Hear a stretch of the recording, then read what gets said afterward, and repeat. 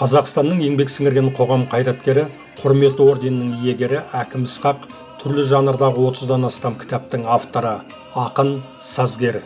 Астана қаласы әкімдігінің Мұстафа Шоқай атындағы нөмірі 51-ші мектеп-гимназия ұжымымен перзенттік парызым атты тақырыпта әдеби сазды шығармашылық кеш өткізді.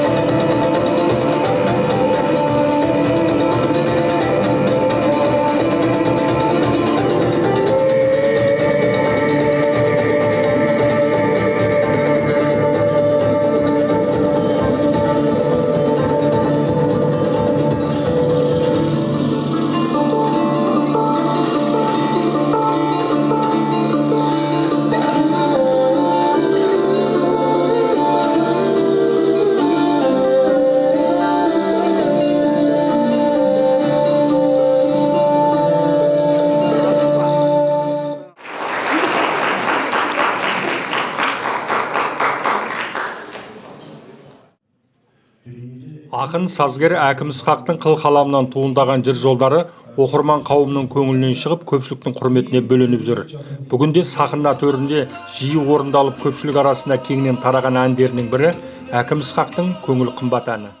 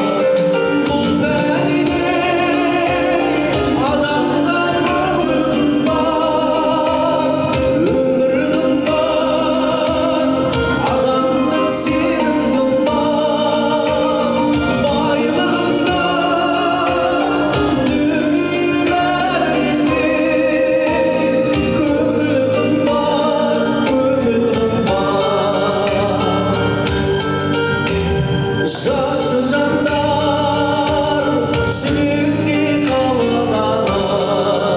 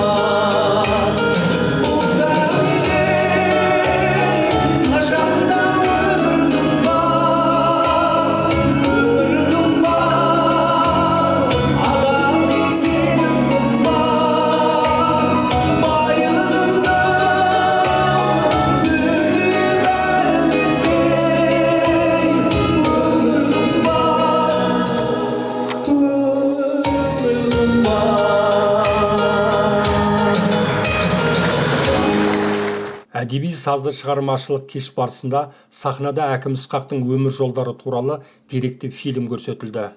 Қаламы қарымды қаламгердің жыр жинақтарына жиналған өлең жолдарын мектеп оқушылары жатқа айтады екен. Тілім менің бойдағы ар намысым, шығар менің өзім деп жан дауысым. Қазақтың жаны сенен қуат алар. Ана тілім бойымдағы қанымсың, анамдағы арымсың.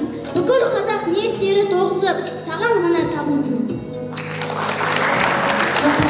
Бүгінгі қызықты кездесудің мақсаты оқушылардың көркем әдебиетке деген қызығушылығын арттыру. Қаламгермен жүздесу арқылы рухани тәрбие беру, шығармашылыққа бейімдеу, ойлау қабілетін дамыту, еркін сөйлеу, ойын ашық бүкпесіз жеткізу, салмақты салиқалы пікір айту, тосыннан төгесілі сөйлеу, ашық қарым-қатынаста болу, сабырлы байсалды көркем мінез таныту, адамгершілігі мол парасаттыққа баулу, сөйлеу мәдениетін қалыптастыру секілді ізгі қасиеттерді бойына сіңіру болып табылады. Ал кездесуде мектеп гимназия ұстаздары аянып қалмады. Қаламгердің соңғы валис әнін сахна төрінде нақышына келтіріп орындады.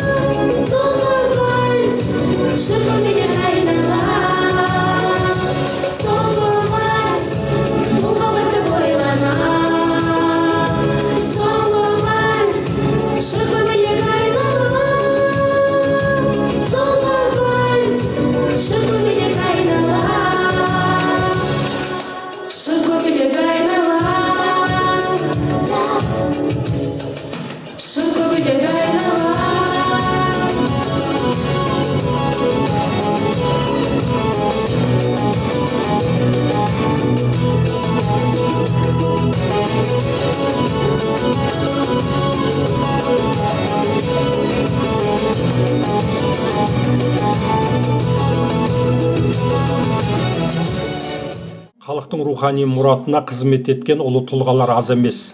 Данышпан қазақ халқы ақыннан келде болған жоқ. Поэзия әлеміне көз салсақ, қазақ халқының арман мұраты, шаттығы мен қайғысын ең алдымен ақынның жүрегіне жиналған. Ақын өлеңдерінің арқауы болған. Бүгінгі рухани байлыққа, сөз өнеріне толы ерекше күн. Себебі біз бүгін қазақ руханияты мен қоғам өмірінде өзіндік қолтаңбасын қалдырған қазақ әдебиетінің көрнекті өкілі, жүрекке жеткен жыры мен ойлы туындылардың авторы, Қазақстанның еңбек сіңірген қайраткері, қаламгер Әкім Ысқақпен жүздескелі отырмыз деп баяндады іс-шараның жүргізушісі Нұрай Асанғанқызы. Өмір жолында кездескен ұлы тұлғалармен болған кезеңдердегі ең қызықты және көңіліңізде қалған сәттермен бөлісе кетесіз бе? Жаңа суретте көрсетіліп жатты, Қазақстан Республикасының парламентінің мәжілісінің депутаты болған кезімде Әбіш Кекілбаевпен бірге жұмыс жасадым. Фариза Оңғарсыновамен бірге жұмыс жасадым. Қаратай Тұрсыппен бірге жұмыс жасадым. Өмірбек Жолдасбеков деген Казгудың 20 жыл ректоры болған академик кісімен бірге жұмыс жасадым. Әсіресе Әбіш Кекілбаев мен Қаратай Тұрсыпта өте бір қарапайымдылық бар еді. Қарапайымды мінезімен адамдарды өзіне тартып жүретін. Ал Фариза апай мен Өмірбек Жолдасбековте ерекше бір мінез болады. Міне адамдар жалпы айнаға қарап емес, адамдарға қарап үйренеді. Ол кісілерден үйренеріміз аз болған жоқ, өйткені еліміздің текті тұлғалары. Сан түрлі тосын сұрақтар қойылып, нақты жауаптар айтылып, жұрт дегеніне қол жеткізді. Поэзия әлемі екінің бір аялдайтын аялдама емес. Поэзия деген өмір жүгін арқалаған, өмірмен сырлас, мұңдас, ішкі күйзелістен, тебіреністен, тұншығып барып көмекейден құйылатын алып жыр жолдарынан құралады. Поэзия деген бір сөзбен айтқанда ол физиктің махаббаты. Айым саған телескоппен қарадым. Найзағайдай жарқ еткен жанарың жүрегіме миллион бердей тоқ беріп, бұрауымды қозғалысты өткеріп, күйіп жанамын. Өн бойымда молекулалар соғысы әйтеуір тынышсызданамын. Вакуумдағы ойларымның есебін табылмастан ешемін. Изохоралық процесті кешемін. Зәрет едім, сәулем қандай таңбалы, неге сенің көңіл лампаң жанбады? Айтсаң айтшы, жүрсе егер жаратпай, болмайықшы аттас зәреттай. Физиканың заңдарына бағынып, түрленемін ньютон тапқан жолақтай. Жарықтардың интерференциясы сияқты қосыла ба деп қоям сұрақты. Естимісің жүрегімнің ультра дыбысын, жаным бұл қай тұрсын? Берші маған энергияны қуатты, күнім түсін, болтысман тұрақтысындай махаббатым тұрақты.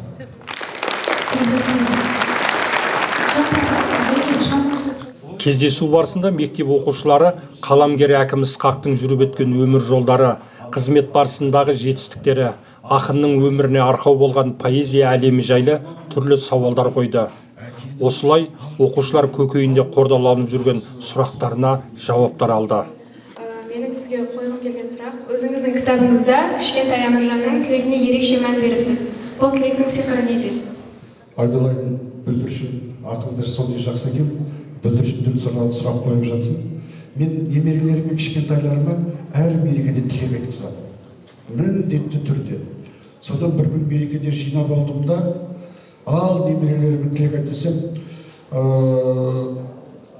жақсылық болсын деді. Туы қолып шапала ұрды бәрі. Денсаулық болсын деді. Туы қолып шапала ұрды. Табыс көбейе берсін, туы қолып шапала ұрды. Әр күн осындай мереке болсын деді. Туы қолып шапала ұрды. Бәрі керемет. Ең жақсы тілек айтқан адамға мен сыйлық беремін деген. Сол Әміржанға кезек келеді, өзі 5 жасар Әміржан төмен қарап тұрды да қалды. Әміржан тілек айтсайшы, төмен қарап тұрды. Бір уақытта өтірік достық болмасыншы деді. Жұрттың бәрі ду етіп күлді. Міне, бұл тілек емес қой деп кейбіреулер айтып жатты. Бірақ мен келіп араластым да, білесіңдер ме дедім. Бағанадан бері айтып жатқан адамдардың бәрі жаттан сөздер айтып жатыр. Әбден ығыр шыққан сөздерді айтып жатыр. Ол соған мәз болып жатыр. Ал Әміржан өзінің жүрегіндегінді айтты. Өтірік болмасын, адалдық болсын, адал достық болсын деп, ол шынайы тілегін айтты. Сондықтан бүгінгі күннің тілек айтуындағы ең жеңімпаз ол Әміржан деп бағалады. Кеш соңында қаламгер оқырмандарына үйлесімді ұйқастар мен жырдан тілек өріп, қолтаңбалар қалдырды. Оқушылармен естелікке суретке түсті. Кеш соңы осылай қызықты өтті.